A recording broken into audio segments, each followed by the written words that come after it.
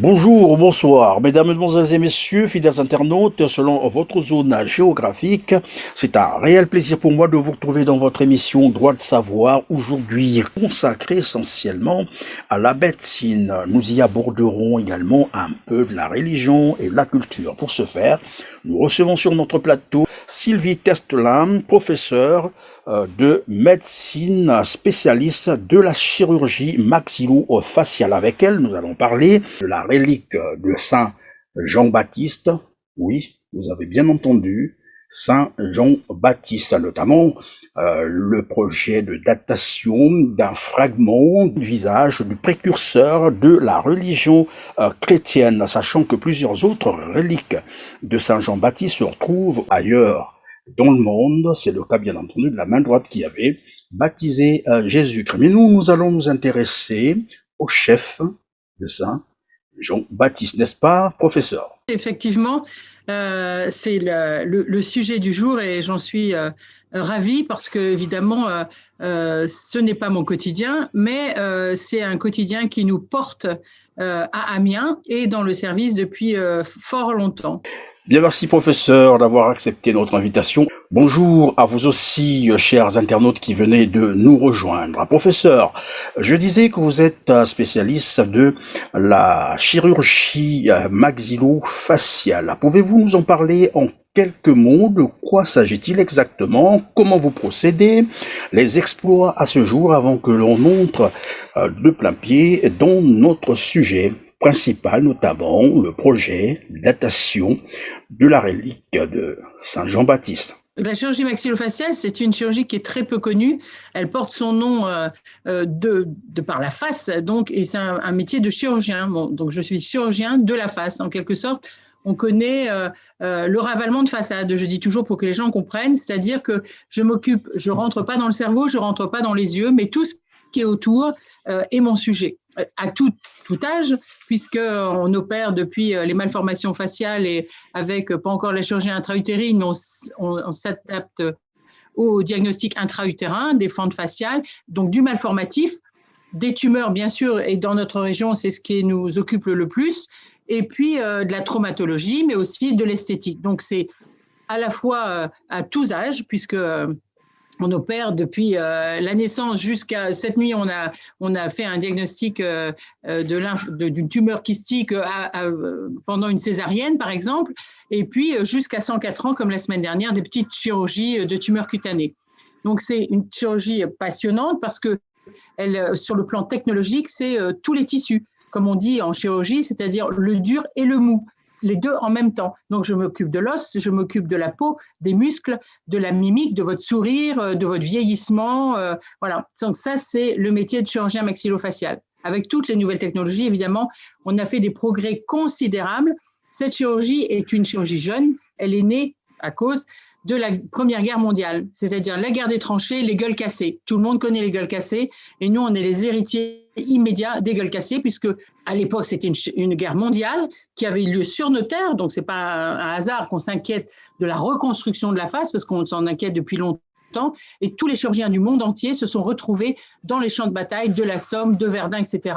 pour essayer de rendre figure à nos soldats. Et à l'époque, c'était les gueules cassées pour vous dire que c'était loin d'être trouvé. Mais on se sert encore aujourd'hui, et nous, c'est notre passion, des technologies qui ont été découvertes à l'époque par tel Australien, par tel Anglais, et donc beaucoup de techniques de reconstruction de la bouche, du menton, etc., parce qu'on ne sait toujours pas bien faire, et on aura l'occasion de parler des innovations et de ce qu'on a essayé de mettre au point dans le service, parce que la reconstruction faciale, c'est notre passion.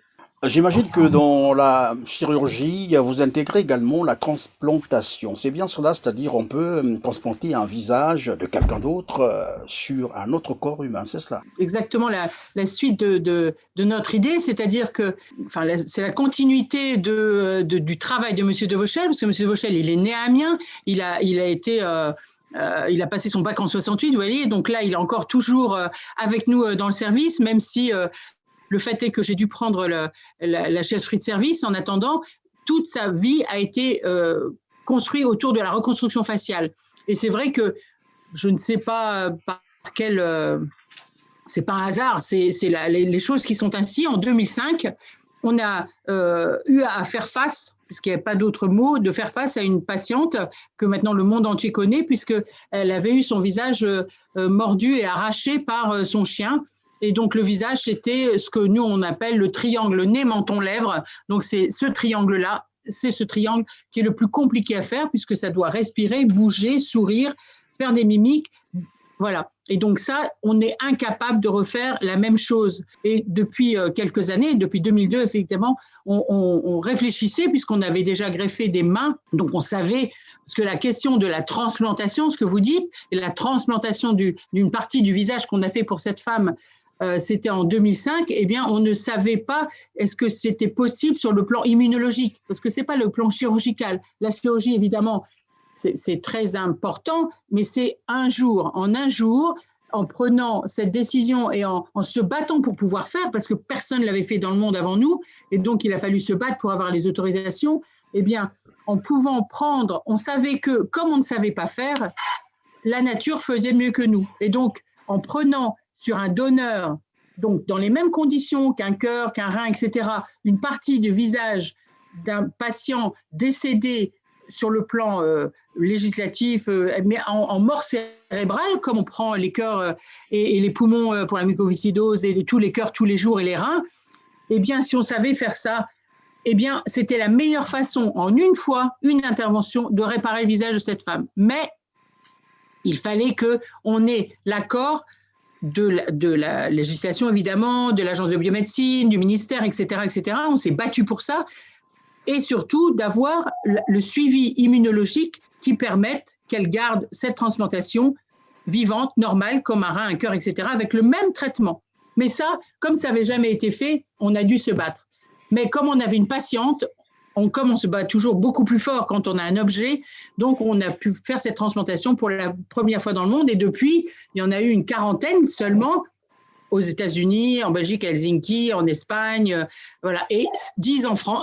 3 à Amiens, parce que c'est des choses très rares. Donc, ça s'est fait en 2005, donc là, on est à plus de 15 ans, et on a un patient de temps en temps. Là, il y a un qu'on va préparer, parce que la part du visage qui lui manque, on ne sait pas faire mieux que la nature. Donc, on se remet à l'objet de la nature, et on a les moyens pharmacologiques, etc. Mais ce n'est pas parfait, quoi. Il faudrait qu'on arrive à avoir une immunocompatibilité parfaite, comme si c'était un jumeau. Donc, il faudrait gérer peut-être avec un plan génétique, mais ça c'est ce que se battent tous les transplanteurs, pour arriver à avoir quelque chose qu'on n'amène pas des risques supplémentaires. Chirurgicalement, il n'y a pas de problème. Les trois résultats et plusieurs résultats, on sait faire parce que c'est des bâtisseurs, donc il n'y a pas de problème. Et donc c'est pour ça, c'est ces questions-là qui nous ont amenés et la transplantation immédiatement, de dire alors maintenant il faut qu'on fonde cet institut sur la recherche pour la défiguration, parce que ce n'est pas que quelques patients, c'est tous les jours les gens qui sont blessés, vous avez une tumeur du nez, vous êtes vieillissant, voilà. La face doit être considérée comme un handicap comme les autres, mais comme l'image du visage est un lieu de communication, d'identité, et puis qu'aujourd'hui, il y a tellement peu de tolérance, on ne tolère pas les déformations faciales, le handicap, on les regarde, le regard de l'autre est extraordinairement difficile aujourd'hui. Et donc, on s'est mis dans l'autre sens, on dit on va améliorer toutes les étapes, c'est-à-dire la génétique, l'imagerie, le regard de l'autre, la psychologie. Et c'est pour ça qu'on a fondé cet institut Faire Face, et qui est en fin de construction pour 2022 être ouverte à tous les chercheurs, qui sont déjà en train de chercher, bien sûr, parce qu'on ne s'est pas arrêté depuis 2005. C'est toute une équipe qui travaille autour. Lesquels interviennent exactement? Quels sont les acteurs de la médecine qui interviennent là-dessus? Neurologues, pour la transplantation, par exemple. Pour la transplantation, c'est un autre chapitre. La transplantation, c'est 2 temps. C'est toute la préparation entre les chirurgiens pour la technologie, voilà, mais c'est une fois. Donc, on n'a pas le droit de se louper, si on peut dire. Hein. C'est-à-dire qu'on doit, en une fois, tout préparer. On ne sait jamais ni le jour ni l'heure, puisqu'il faut qu'on ait un patient compatible. Donc, avant, il y a beaucoup de travail sur cette préparation de l'équipe. Tout le monde doit être, une fois qu'on a lancé la demande d'avoir un donneur, ou une donneuse, hein, puisqu'on respecte quand même une figure de femme ou d'homme, et puis de couleur, et puis d'âge. Donc tout ça, c'est préparé avant. J'écris un protocole qui est comme une partition. Et donc, là, quand c'est lancé, tout le monde est sur le champ. Mais tout le monde, c'est-à-dire les chirurgiens, les internes, les infirmières, les anesthésistes, les prothésistes, les gens qui vont faire le transport, s'il faut aller chercher. Parce qu'en France, on peut parler plein d'heures là-dessus, mais en France, sur le plan législatif, on va laisser le corps à la famille là où il va décéder, là où on va prendre les organes. Donc, c'est à nous d'aller chercher. Donc, ça veut dire que notre équipe, comme c'est pas un visage, c'est particulier, c'est pas juste un rein, vous voyez, c'est pas juste le rein avec artère et veine, il y a toute la structure. Donc, il faut connaître le receveur, savoir ce dont on a besoin, et nous, on fait toujours des greffes sur mesure. C'est-à-dire qu'on va exactement chercher la part dont on a besoin, qu'on a décidé, qu'on a disséqué, qu'on a fait des modèles, qu'on a fait de la 3D, qu'on a fait toutes les études, la kiné, etc., pour préparer le patient. Préparer le patient, c'est surtout la psychologie, exactement. Donc, il y a un psychiatre qui suit le drame qui lui est arrivé ou la maladie qui lui est arrivée, le temps d'attente de la décision de la transplantation, premièrement, que tout le monde est d'accord. Est-ce que lui est d'accord aussi? Est-ce qu'il reste d'accord jusqu'au bout? Et jusqu'au bout, il va signer l'autorisation. Et la troisième partie, c'est le jour de la greffe, donc là c'est le jour J, et à partir du jour J, le jour J+1, eh bien commence une nouvelle vie pour le patient. Donc commence la rééducation, le psychothérapie de soutien, etc., etc. Voilà, on est lié à vie après. Nous y reviendrons beaucoup plus en détail certainement à une autre occasion. Alors, parlons de la recherche, la partie recherche qui nous intéresse aujourd'hui. Et vous avez sur votre table un projet, celui de la datation du chef de Saint Jean-Baptiste. Est-ce qu'on peut comprendre d'abord de quoi s'agira-t-il exactement? Toujours pour faire le lien, je vous ai dit qu'on faisait tous les états de recherche. Donc, il y a de la biologie, il y a de l'imagerie, il y a de la psychologie, il y a de la science, de l'histoire de l'art, de l'histoire de notre spécialité, mais aussi tout ce qui est autour du visage. Il y a de la génétique, il y a plein de choses. Et donc, tous ces gens-là, ils sont intéressés, comme vous et moi, à d'autres sujets autour d'eux. Donc, il y a une très grande collaboration. Donc ça, c'est le point de la recherche. On a les moyens et les gens intéressés autour de la face, puisque ça s'appelle l'Institut Faire Face. Ça, c'est un chapitre. Le chapitre de la relique, c'est qu'on est à Amiens. Amiens est la cathédrale. La cathédrale n'est ce qu'elle est parce qu'il y a la relique qui est arrivée. La relique est arrivée, ce n'était pas d'hier, puisqu'on vient de fêter les 800e anniversaire de la cathédrale d'Amiens. 800e anniversaire de la cathédrale, c'est donc de la construction. Mais en 2006 et en 2008, on a fêté le 800e arrivée de la relique. Et la cathédrale n'existe que parce qu'il y a la relique de Saint-Jean. Et cette relique, elle est arrivée par les croisades, on pourra parler du côté historique de l'histoire. En attendant, la cathédrale, elle est bâtie autour de la relique.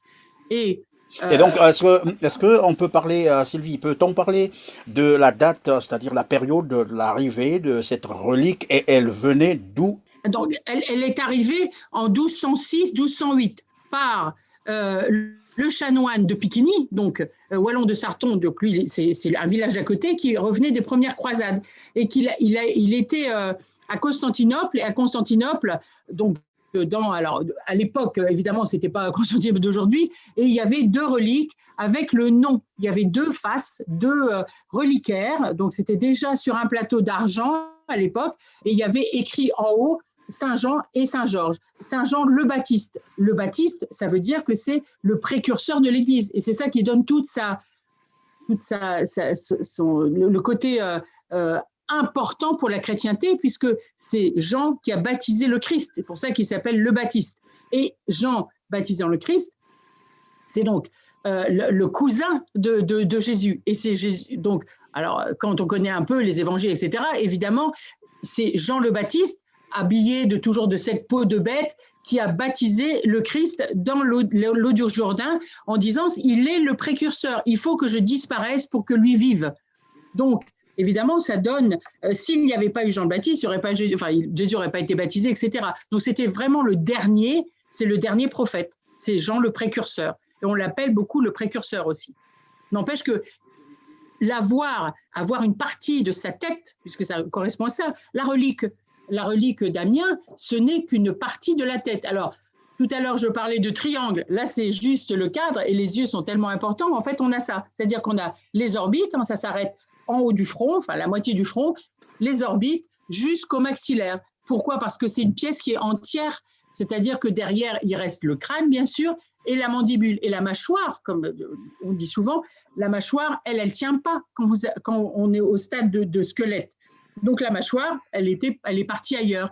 Et dans le temps d'itinérance, si on peut dire, des reliques de Saint-Jean, comme vous disiez, il y a un doigt par ici, un morceau de tête par là, un fragment du crâne ailleurs, parce que c'était aussi une tradition médiévale de partager les reliques, parce que les reliques avaient une importance capitale pour la croyance. Et donc, le fait d'avoir une partie à Amiens n'empêche pas qu'il y a aussi une partie qui est à Constantinople, une partie à Damas, une partie toujours de la tête. Il y a une partie à Venise jusqu'au moment où l'église où c'était, ça a brûlé. Donc, on retrouve un petit peu des morceaux. Et comment est-ce qu'on est arrivé à dater Saint-Jean la première fois? À cause de la mandibule qui était à Verdun. Et donc, si j'ai bien compris, cette relique, celle qui vous concerne, bien entendu, est arrivée il y a 800 ans à Amiens, c'est cela. Et jusqu'à aujourd'hui, on n'a jamais daté pour savoir si réellement c'est bien la relique de Saint Jean-Baptiste.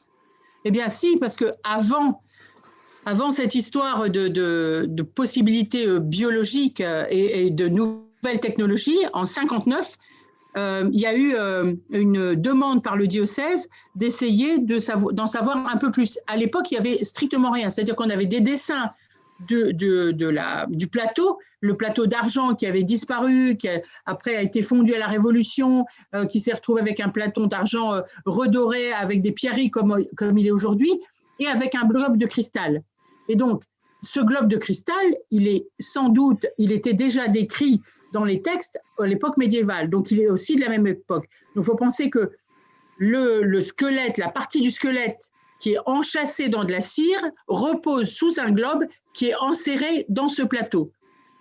En 1959, on va dire qu'on a pris le prétexte de savoir est-ce que la mandibule dont je vous parlais tout à l'heure, qui est dite de Saint-Jean, qui est à Verdun, est-ce que la mandibule correspondait au crâne, enfin la face? Ça, c'est faisable. On peut le voir, il suffit de mettre l'un avec l'autre, c'est comme un pulse. On pouvait faire aussi des radios et des dessins pour voir si la taille, bêtement, est-ce que les condyles articulaires arrivaient dans la même chose que le chef de Saint-Jean. Ça, c'était fait en 59. Et donc, en 59, ils ont fait des radios, des dessins, quelques photos. On n'a aucune, évidemment, il y a un texte d'expertise fait avec un médecin, un anatomiste, un dentiste, etc., pour essayer de voir, mais ils n'avaient pas les moyens aujourd'hui, bien sûr. Ils ont simplement, en faisant le pulse ou en faisant les dessins, vu que cette mandibule, en aucun cas, n'appartenait à la face. Et que la mandibule ne correspondait pas, dans la connaissance anthropologique, paléo-archéologique, etc., à une mandibule possiblement venant du même bassin que venait la relique à Constantinople.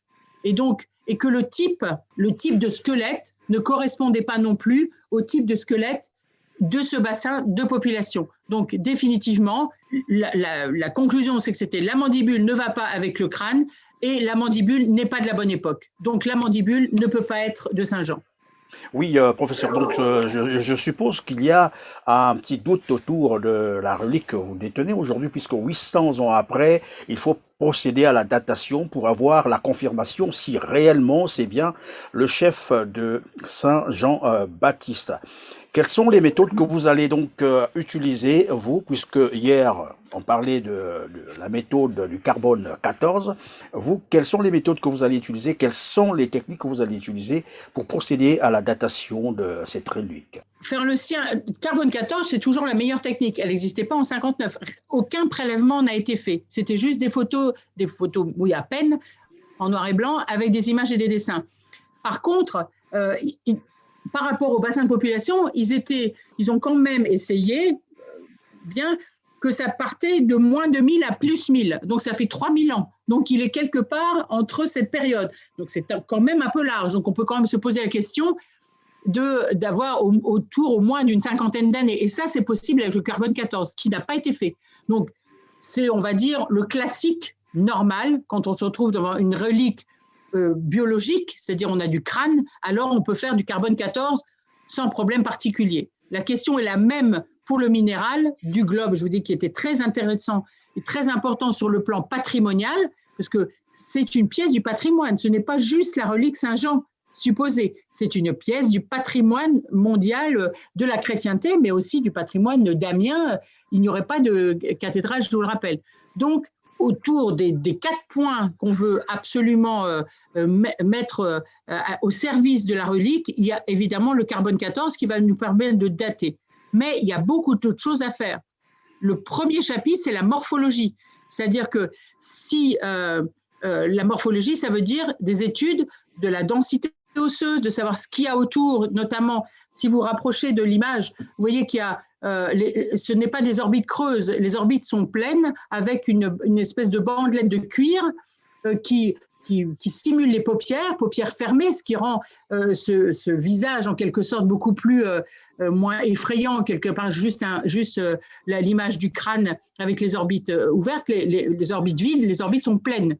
Et il y a aussi les quelques stigmates de l'histoire de Saint-Jean, et notamment le stylet de Salomé, de Hérodiade, qui a planté dans le crâne sur les lectures. Donc, ça nous permet d'avoir une image, une morphologie, évidemment photographique d'aujourd'hui, parce que en 3D, les photographies classiques médicales et scientifiques, aussi le scanner, mais pour passer le scanner, c'est-à-dire de la densité osseuse à différents endroits, donc on pourra aussi comparer par rapport aux différents crânes de l'époque en paléoarchéologie, c'est ce qui s'appelle, et puis la reconstruction 3D de ce crâne, c'est-à-dire que là, il va être sorti, on peut en discuter après comment il va être sorti grâce à toutes les contraintes de la technologie, mais après on peut très bien le répliquer. Je ne dis pas pour en faire des objets, mais pour pouvoir étudier après et de pouvoir mesurer et comparer. Mais on ne devra plus y accéder. Donc ça, c'est une chose pour la morphologie. Ensuite, il y a le cristal sur lequel on se penche avec le musée d'histoire naturelle de l'homme et puis les minéralogistes, que c'est leur métier dans le minéral, parce qu'on aimerait bien savoir aussi d'où vient ce cristal et de quelle date il est et comment il a été fabriqué, parce que c'est quand même impressionnant, c'est un globe qui épouse parfaitement cette relique. Et puis après, les analyses complémentaires, c'est plus biologique.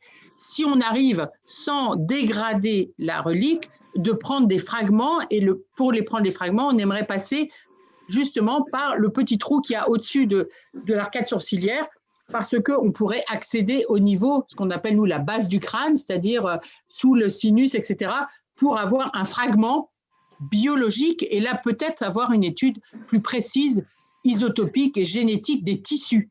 Mais il faut rester très prudent, parce que autant l'os passe les âges, la matière biologique autour de l'os, les muscles, etc., beaucoup moins. Mais on ne sait qu'est-ce qu'on va pouvoir y trouver. Encore faut-il y accéder. Nous sommes le 8 mai 2021, on peut imaginer sa mort il y a plus de 2000 ans.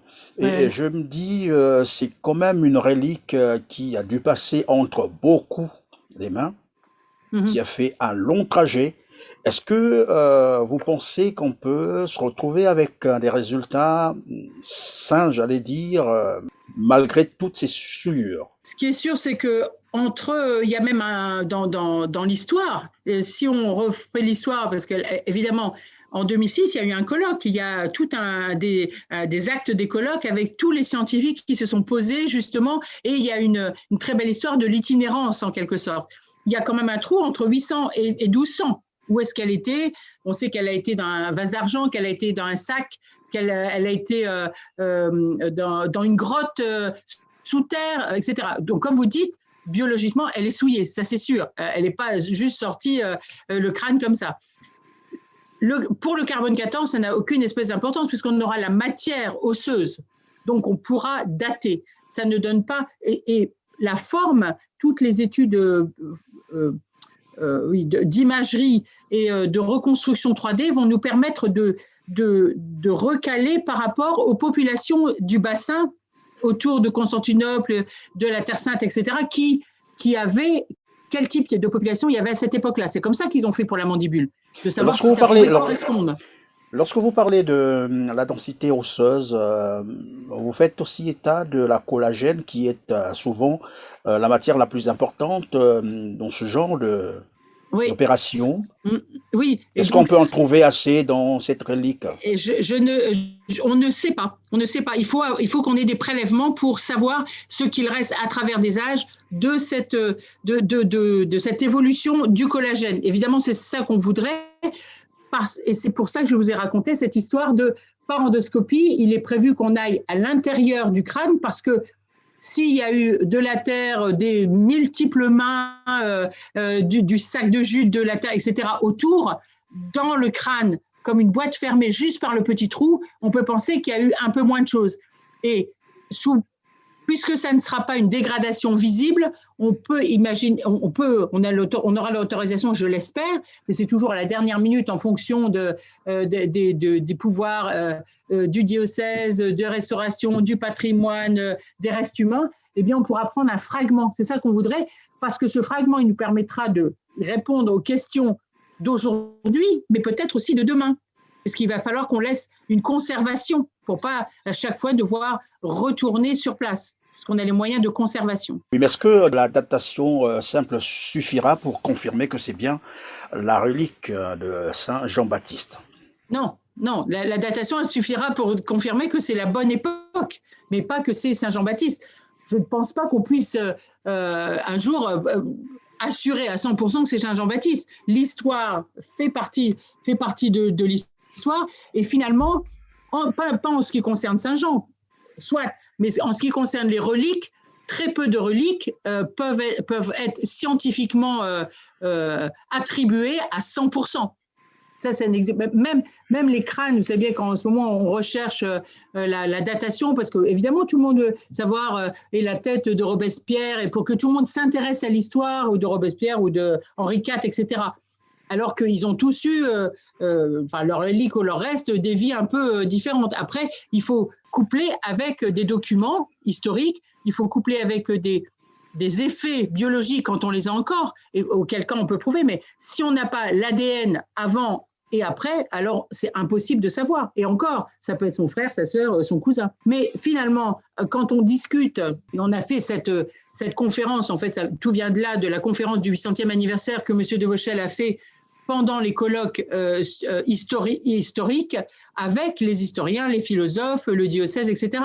Et finalement, la question de la chrétienté par rapport à ce que cette relique est Saint Jean ou pas, ça ne changera pas, si je puis dire, la face du monde. C'est vraiment un objet, je dirais, d'intérêt scientifique, historique, et aussi d'intéresser les gens à se dire, mais tiens, qu'est-ce qu'on peut faire aujourd'hui autour d'une relique, et comment on travaille autour. Et puis c'est intéressant, ça nous ouvre l'esprit et nous fait rencontrer beaucoup de gens passionnants. Qu'adviendra-t-il lorsqu'on apprendra exactement que finalement ce n'était pas une relique de Saint Jean-Baptiste, après l'avoir conservée pendant plus de 800 ans?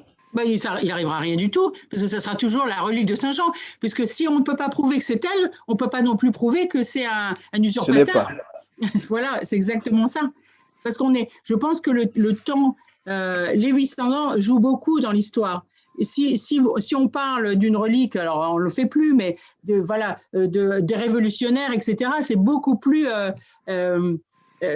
facile, parce qu'ils ont encore des documents, même biologiques. Sauf que finalement, on dit, on ne peut pas savoir si c'est lui, mais personne ne dira c'est pas lui. C'est toujours le mystère. Alors, professeur, c'est une première fois de travailler sur un tel projet, celui de la datation d'une vieille pièce comme celle-là?